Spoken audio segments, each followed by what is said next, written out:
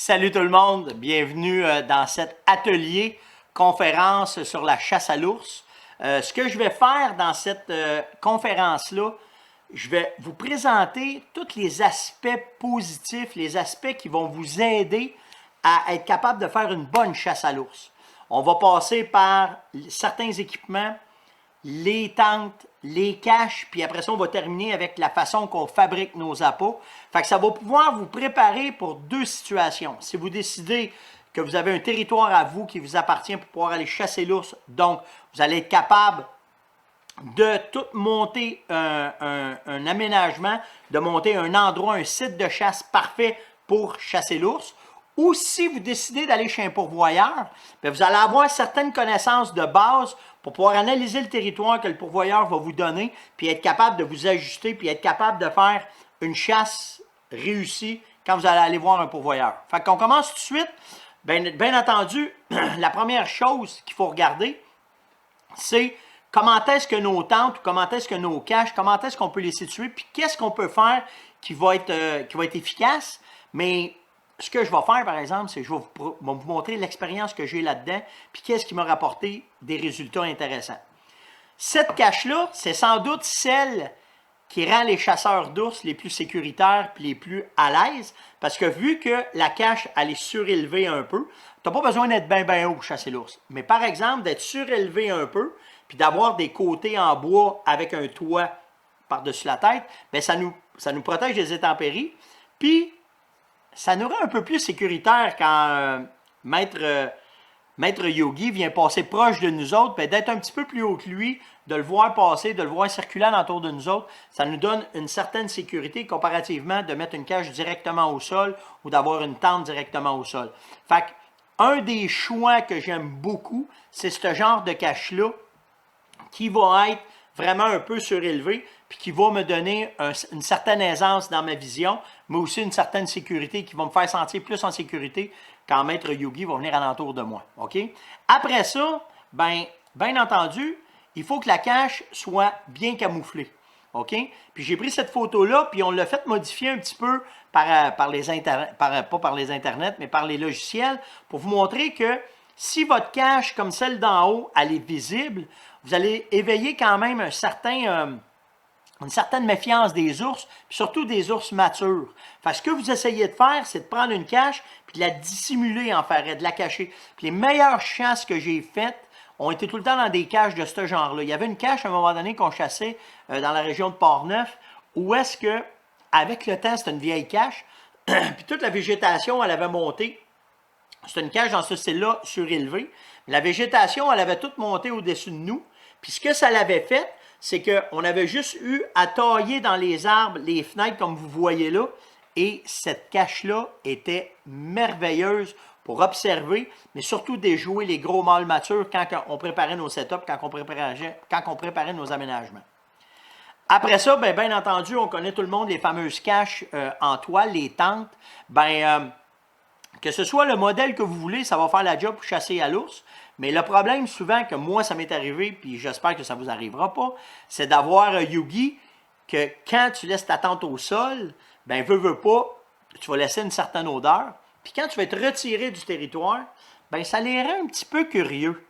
Puis ça m'est déjà arrivé d'avoir quelques tentes qui avaient été écrasées par les ours, parce qu'ils viennent voir, ils touchent, ils vont se coucher, puis ils l'écrasent. Là, ils voient, il n'y a rien, puis ils s'en vont, mais le mal est fait souvent. Ils vont avoir cassé votre tente. Fait que ce que j'essaye de faire maintenant, c'est soit de me faire des plateformes un peu dans ce genre-là, mais la plateforme, elle, je ne mettrai pas de côté rien. Je vais juste avoir une plateforme surélevée en bois. Je vais venir mettre ma cage dessus. Donc là, déjà là, ça donne un moins bon accès à mon ours. Mais ce que je vais essayer de faire, puis là, bien, je vais arriver à la photo que je vais vous montrer. Il y a maintenant ce genre de tours-là qui sont super intéressantes, qui sont en métal, puis que les ours ont de la misère à grimper là-dedans. Parce que ce genre de matériel-là de métal, inquiétez-vous pas, là, si ça tente de monter dedans, il va monter dedans pareil. Mais de la façon que c'est fait, de la façon que c'est monté, encore là, on retrouve tout le temps notre hauteur par rapport au sol. Donc, s'il y a un ours qui passe, on va être safe. Mais d'avoir ce genre de tour-là avec une toile en entour de nous autres, ça nous protège des mouvements, puis ça empêche maître ours de notre ours de venir passer puis de venir niaiser directement à notre site de chasse ou bien à notre site d'empâtage. Après ça, bien entendu, vous ne pourrez jamais m'enlever l'efficacité des miradors. Pourquoi? Bien parce que simplement, les miradors, vous allez pouvoir les installer, sont super efficaces quand on chasse à l'arc, mais on va pouvoir les installer dans des arbres différents pour pouvoir se placer par rapport au vent dominant.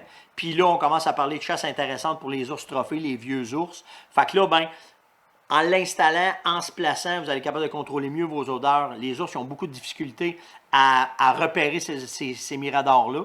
Donc, c'est le genre hang-on que j'aime beaucoup dans ce style-là, que tu es capable de le prendre, d'aller l'installer en haut. Puis ce que tu vas faire, bien simplement, tu vas utiliser les fameuses échelles, les ladder, ils appellent ça les ladder climbing, les fameuses échelles que tu viens placer après ton arbre, puis que quand tu vas monter dedans, bien, ça va vous donner un peu ce genre d'installation-là. Puis quand tu vas monter, ben pour l'ours, c'est pas facile de vous détecter, puis pour lui, c'est pas facile de grimper non plus. Une affaire qui est intéressante, puis il faut vraiment que vous fassiez attention, tout ce que je vous ai parlé là, si on commence à monter le moindrement un petit peu en hauteur, soyez prudents, attachez-vous, c'est très, très, très important. Les autres, bien entendu, il y a les ladder stands. Ça, c'est des miradors qui sont toutes montées avec une échelle, donc vous n'avez pas la problématique de faire des installations comme celle-là. Par contre, une fois que c'est installé, une fois que c'est bien installé, c'est solide et c'est sécuritaire. Fait que là, vous êtes capable de monter. Puis ça offre une mobilité de tir intéressante, surtout ceux-là de la grosseur qui sont faites, bien, ça vous offre une facilité de repérer les ours, autant du côté gauche, du côté droit de tir, mettons, que du côté gauche de tir. Bien là, vous allez être capable de vous ajuster puis de voir comment est-ce que les ours vont se présenter à vous autres. Après ça, bien, dans toutes les questions que je me suis fait poser souvent, les armes que tu vas utiliser, quel calibre tu vas utiliser pour l'ours. Je ne parlerai pas des arcs, je ne parlerai pas des arbalètes, parce que c'est des armes assez primitives, puis tout l'ajustement, toute la façon de faire, je pourrais faire juste une clinique là-dessus. Mais on va parler des armes à feu surtout, les calibres qu'on peut utiliser à ça. Vous allez remarquer que beaucoup de calibres sont adaptés à des gros calibres, pour ce qu'on appelle des knockers, pour que quand ça va frapper l'ours, ça va le coucher à terre. Fait que vous allez avoir... Il y a tout un historique aussi en arrière de ça, hein, que ce soit pour chasser l'ours noir, l'ours brun, l'ours grizzly, ben ils vont vous mettre des gros calibres justement pour les knocker qui vont tomber. Si vous regardez, certaines compagnies vont fabriquer des armes spécialisées pour les ours. Si je regarde dans le cas de cette Black Bear-là, que Sako fabrique, ben, elle n'a pas de télescope. C'est des armes qui sont faites pour tirer de proche souvent.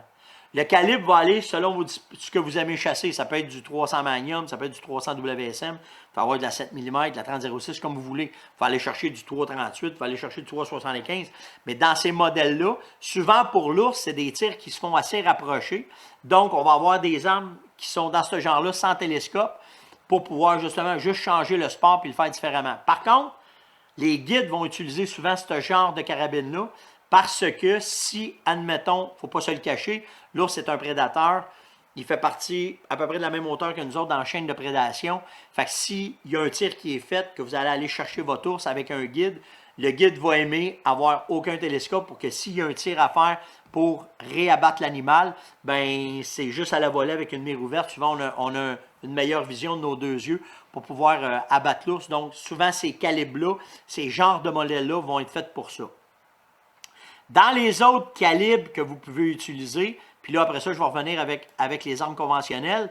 L'an passé, on s'est amusé à faire de la chasse à l'ours au calibre 12. Fait que si vous allez chercher du buckshot ou des slugs, ben vous allez avoir une forte d'impact majeur avec votre calibre 12. Puis, ça fait la job en masse, là. Inquiétez-vous pas là-dessus. Puis, je reviens tout le temps en vous disant que, vu qu'on chasse l'ours sur des appâts, ben, on est capable de contrôler la distance qu'on veut être avec lui. Tout dépendant de la tente, tout dépendant du mirador, tout dépendant de la cache qu'on va avoir, bien là, la distance va s'adapter avec l'arme que vous allez chasser. Si vous avez, par exemple, une cache qui est à 150 mètres, ben, on ne va pas prendre un calibre 12 pour le chasser. On va prendre une carabine qui va faire un tir plus de longue distance. Mais si vous êtes capable de le faire en tir rapproché, puis que ça vous tente de chasser l'ours en tir rapproché, bien là, calibre 12, l'arc, l'arbalète va faire la job en masse. La beauté de la chasse à l'ours, c'est qu'une fois que vos cages vont être faites, puis que vous allez avoir choisi le calibre, c'est une arme merveilleuse, pas une arme, mais c'est un gibier merveilleux pour la relève. Parce qu'on le chasse dans une température clémente. Souvent, on va le chasser seulement que le soir. Fait que tout ça va faire que ça fait un voyage qui est hyper agréable. Puis vers la fin, je vais vous parler de la venaison. La venaison de l'ours, elle est vraiment à part de toutes les autres. Puis je vais vous expliquer pourquoi. Mais si on continue dans le domaine des armes, ben si on regarde après ça, si on reste dans les calibres conventionnels, ben, on va essayer de prendre de notre calibre conventionnel soit une 30-06, une 7 mm, une 2,70, une 308. On va essayer de prendre un boulet adapté pour justement, parce que l'ours est un animal assez coriace à récolter. Fait qu'on va aller chercher des boulets un petit peu plus gros. On va essayer d'aller en haut de 165 grains. On peut monter jusqu'à 200 grains. Une 30-06 n'aura pas de problème à transporter un boulet de 200 grains. Mais ce que ça va faire, c'est que ça va faire un impact vraiment important dans l'animal. Puis l'animal va probablement être foudroyé, puis il ne fera pas tellement loin qu'il va décéder. On va essayer de prendre des munitions à expansion contrôlée, justement parce que avec l'épaisseur du poil, l'épaisseur du cuir, la cage thoracique qu'il faut passer pour pouvoir aller chercher les organes vitaux, on va espérer avoir un boulet que quand il va rentrer, va prendre son expansion, va rentrer à l'intérieur de l'animal, puis il va arrêter sa force, tout son déploiement d'énergie directement dans la cage thoracique de l'animal. Fait que de cette façon-là, vous allez vous garantir d'un résultat bien efficace. C'est ça qui est le plus important à comprendre si on va chercher, mettons, des munitions à expansion contrôlée. Maintenant, les leurres et les appâts. Comment est-ce qu'on va faire ça pour pouvoir avoir un certain succès?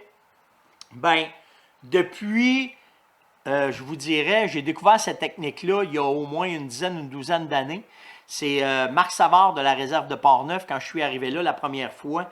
À l'époque, le directeur de la réserve était Robin Plante, puis Robin m'avait appelé pour me dire « Stéphane, il faut que je te présente un gars vraiment à part des autres qui était Marc. » Puis il me dit « Viens voir comment est-ce qu'il chasse l'ours. » Puis quand je suis arrivé, puis qu'il m'a montré le baril que vous voyez là, j'ai fait « Ah ouais, tu chasses ça de même, pourquoi faire, tu fais ça comme ça? » Puis Marc, c'est un trappeur aussi.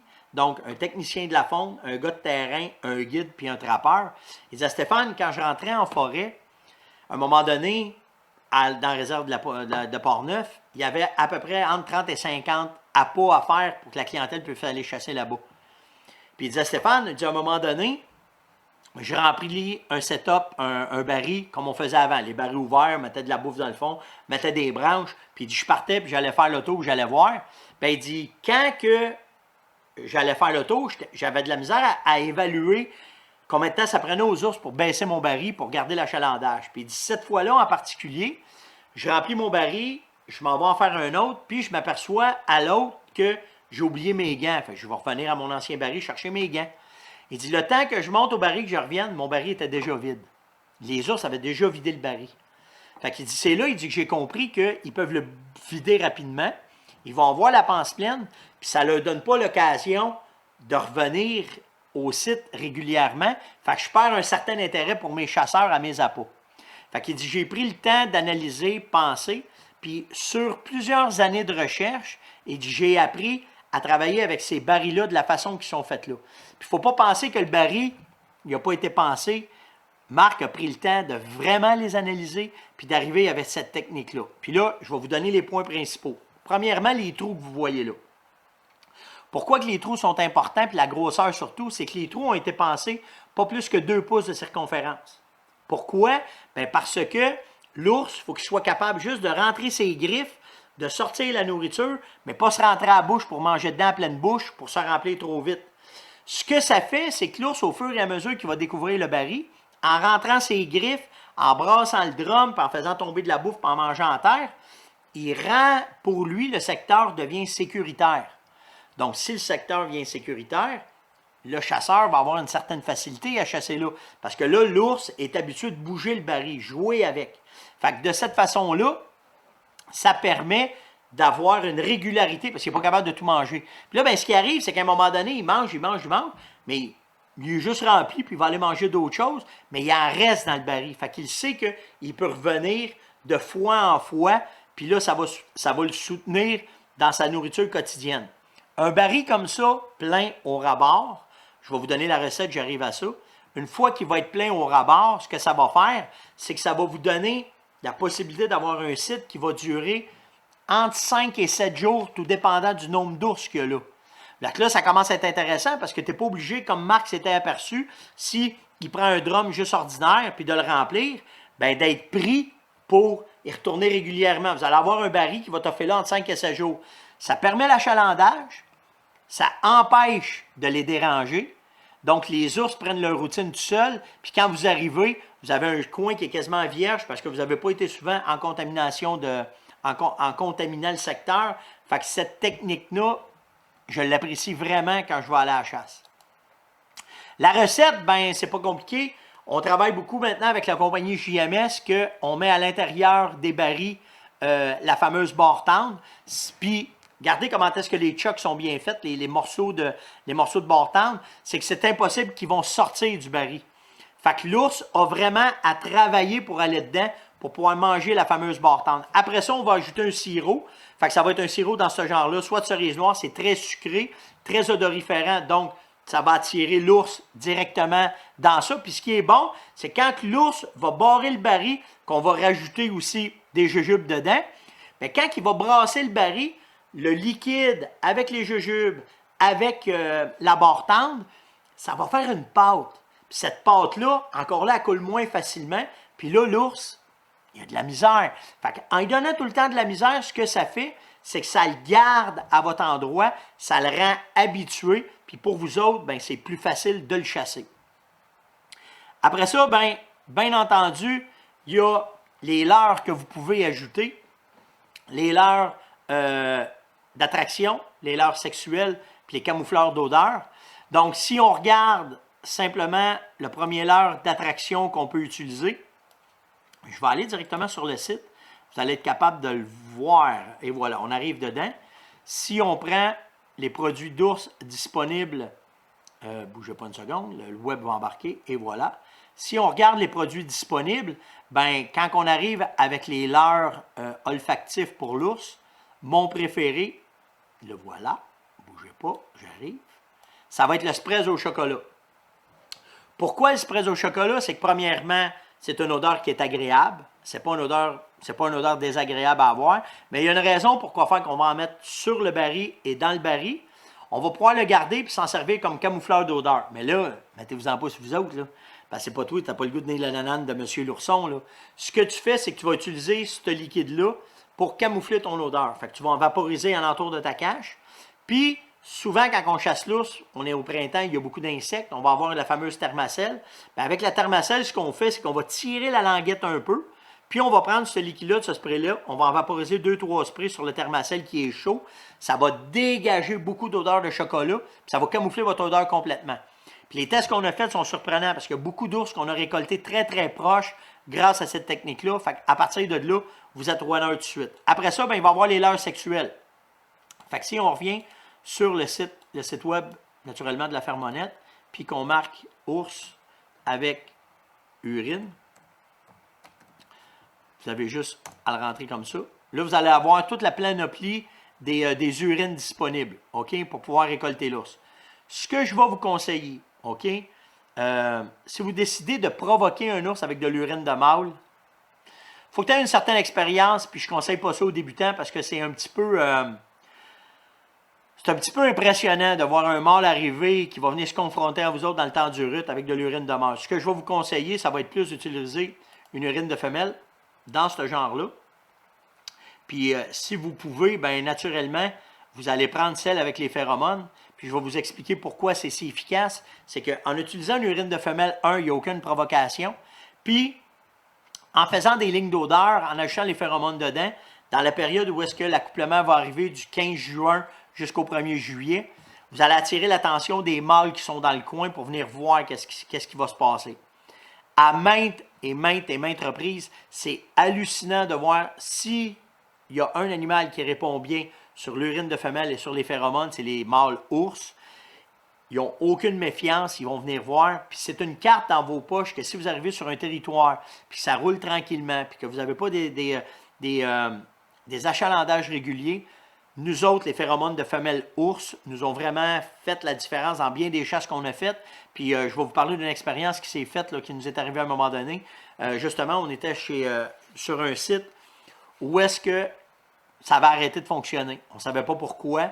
Ça faisait au-delà de 2 semaines qu'il n'y avait rien qui avait été. Puis quand on est arrivé, ces caméras, on était éloignés. Puis qu'on a fait « Ah, fudge, on est loin, puis ça ne fonctionne pas, il n'y a rien qui bouge. » Peut-être que c'était d'autres chasseurs qui étaient jaloux, qui sont venus brûler notre trou. En tout cas, peu importe. Faire une histoire courte, mais on a décidé de faire des longues lignes d'odeur de la forêt, des chemins, en ramenant tout ça directement à la peau. Puis le lendemain, on récoltait un très gros ours mature directement là-dessus. La différence qu'il va y avoir avec les phéromones puis les urines de femelles, c'est que l'ours, quand il va arriver, contrairement à un baril de nourriture, il n'arrêtera pas. Fait qu'il va falloir que vous anticipiez l'endroit où est-ce que vous voulez faire le tir, l'arrêter. Tu vas le souffler, il va arrêter. Tu vas lâcher le tir pour pouvoir le récolter. Comparativement à un baril, que là, il s'en va se nourrir, il va être là, puis il va jouer avec, puis vous allez avoir le temps. Quand il rentre sur les leurres, ça se fait très, très, très rapidement, normalement. Fait qu'il faut être vraiment prêt, il faut être vraiment alerte dans ce temps-là. Puis, je reviens naturellement avec les camoufleurs d'odeur que je vous ai parlé tantôt. Je ne sais pas si je vais être capable de revenir à l'autre dans les leurres attractifs. En tout cas, on va aller avec les leurres d'odeur, mais tu sais, si je vous parle, je vais revenir avec ce que je disais tantôt. Je vais juste faire ours ici en haut, comme ça. Puis là, ben, des camoufleurs d'odeur, ben, je ne me casserai pas la tête. Je vous en ai parlé tantôt, je vais travailler tout le temps avec le Sprez qui va, les attirer. Puis le truc de thermacelle, ben, c'est celui-là que je vais aller chercher. Après ça, ben, le travail va commencer à se faire parce qu'une fois que vous allez avoir installé votre cache, que vous allez avoir installé votre baril, puis que vous êtes prêt à chasser, ben c'est sûr que la façon que vous allez être installé par rapport au vin est très importante. Vous ne voulez pas que votre odeur de votre cache, où est-ce que vous êtes situé, va pousser vers le baril. Puis après ça, l'installation des caméras de surveillance est hyper importante parce que les caméras se doivent d'être placées dans des endroits pour vous donner les activités de l'ours. Puis chaque caméra a son importance dans chacune des trails parce que vous allez en mettre une qui va être, comme vous voyez sur le schéma, placée directement au baril. Mais les 2 autres que vous allez mettre en forêt, ce que vous allez faire, c'est que ça va vous garantir de voir comment est-ce que les ours voyagent. Parce que des faux barils, tu ne les vois pas arriver, ils vont se stationner avant d'arriver, ils vont peut-être vous avoir détecté. C'est là qu'il va être important d'avoir un plan B, que si votre cache allait brûler, d'arriver, mettons, avec un mirador, comme je vous ai parlé au début, de venir l'installer ailleurs, de peut-être aller l'installer où est-ce que la caméra vous a donné l'information que l'ours est là, puis il attend, d'aller vous placer là, puis de le prendre avant qu'il arrive au baril. Souvent, c'est ce qui va arriver avec les gros ours. C'est une particularité des ours méfiants qui ont de l'âge, qui connaissent les installations et les aménagements qu'on leur fait. Vous allez avoir à aller les chercher en forêt, puis aller vous installer. J'aime ça dans les miradors. Je vais faire avec vous autres, c'est la façon que j'aime le plus les chasser. Par contre, il y a un équipement qui est arrivé cette année, puis que j'aime beaucoup, pour protéger mes caméras. C'est Bolly qui fait ça, c'est le système Spy Eye. C'est un système où est-ce que vous avez, je vais vous le montrer, vous avez une vis, OK, que vous êtes capable de venir installer dans un arbre avec un bâton, le bâton qui vient avec. Le bâton, lui, il se rallonge. Fait que vous êtes capable d'aller chercher minimum 4 pieds avec le bâton. OK, là, je suis devant. Mais vous allez avoir un minimum de 4 pieds. Puis, whoop, tabarouette. Dans mon Kia, je vais penser qu'il y avait de quoi en haut. Mais vous allez avoir aussi, il y a la possibilité de rajouter une rallonge avec le bâton. Fait que si vous avez un bâton de 4 pieds, vous pouvez avoir un autre bâton, ça va vous donner 8 pieds. Il y a, comme vous voyez, là, où est-ce que celui qui s'est marqué en vente, le système Spy Eye avec l'adapteur. Si vous n'avez pas le bâton, OK, vous avez un adapteur comme celui-là qui se vend, que vous venez fixer au bout d'un bâton. Fait que tu peux te prendre une branche dans le bois que tu vas couper à hauteur que tu veux, tu vas venir mettre ça au bout. Tu vas être capable de venir mettre ta vis. Puis là, ben, tu vas être capable d'aller en hauteur, visser ça. Après ça, en tirant dessus, ça va rester dans l'arbre. Puis dans l'arbre, après ça, tu vas venir prendre ton système de caméra qui est comme ça avec. OK? Tu vas venir installer ton bâton sur le bon bord parce qu'il y a un côté qui va se déconnecter. Puis vous allez être capable de venir installer ça directement dans l'arbre. comme ça. Puis là, ben, il va se défaire, puis la caméra va rester dans l'arbre. Puis après ça, avec le bâton, vous êtes capable de venir ajuster votre caméra, commenter ce que vous voulez dans l'angle que vous voulez. Puis elle, ce qu'elle va faire, c'est que, à cause, bougez pas une seconde, je vais juste déposer ça. Ce qui va être intéressant, c'est qu'une fois que ça va être installé dans l'arbre, vous allez être en hauteur. Fait que les ours qui vont être en bas, c'est souvent le problème qu'on a quand on fait de l'ours, c'est que les ours vont venir démantibuler nos caméras, vont venir les bouffer, ou ils sont mal commodes. C'est moins de faire que vous autres, c'est le même qu'ils sont, ils sont très mal commodes. Fait que, en utilisant ce système-là qui est adapté en hauteur, les ours n'auront aucun intérêt à aller chercher ça en haut. Puis là, vous allez être capable, avec la caméra, d'aller chercher le maximum d'informations, soit au baril, ou soit, comme je vous expliquais tantôt, directement d'un trail. Puis là, ben, vous allez être capable de les installer, puis voir votre achalandage. Et après ça, c'est là que le patronage devient important. De comprendre les allées et venues, les heures, comment est-ce que c'est. Puis vous allez être capable de vous faire une situation. Vous allez savoir que vos gros ours sont là aux 2 jours, aux 3 jours. Puis vous ne passerez pas de temps pour rien à votre site de chasse. Puis vous allez être là quand que l'ours va arriver, d'un bonnes heures qui sont là, vous allez pouvoir chasser. Ça m'a permis de récolter cette technique-là. Un ours que, très rare, ben, je pense qu'il est unique. Le fameux Lovers, là, avec j'avais un cœur blanc là, qui était dessiné dans le poitrail de l'ours. Puis c'est avec cette technique-là que j'ai réussi à le récolter. Alors, j'espère que ça vous a donné une idée de comment est-ce que vous placez, vous situez pour pouvoir chasser l'ours, avec quelques idées de base. Puis après ça, c'est sûr qu'il y a plein d'autres techniques qui rentrent en ligne de compte, puis on pourra probablement en reparler. Mais de toute façon, je vous invite, venez tout de suite dans le kiosque. Je suis là live avec vous autres, puis venez parler avec moi sur la plateforme. On va pouvoir échanger sur si vous avez des questions sur ce que j'ai parlé ou sur d'autres techniques. En présence du salon, ben c'est ça qui est le fun. On est live avec vous autres, donc on va pouvoir aller jaser et échanger sur cette fameuse chasse à l'ours-là. Ciao, on se voit tout de suite.